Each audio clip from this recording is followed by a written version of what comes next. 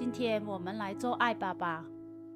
这个是艾草，我们把它洗净，把它烘干水分，接下来把它切碎，用刀稍微切碎后，放入搅拌机搅拌碎。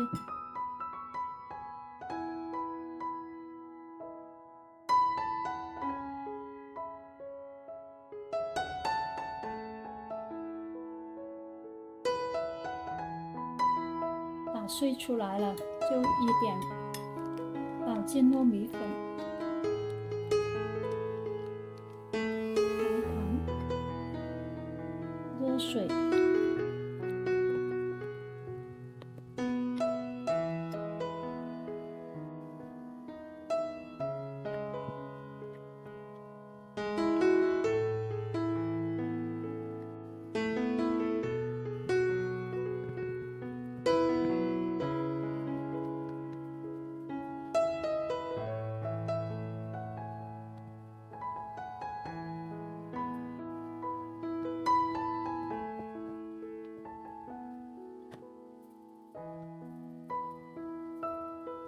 一小碗艾草做了8个艾粑粑。接下来我们热水上锅蒸，艾草青团蒸好了，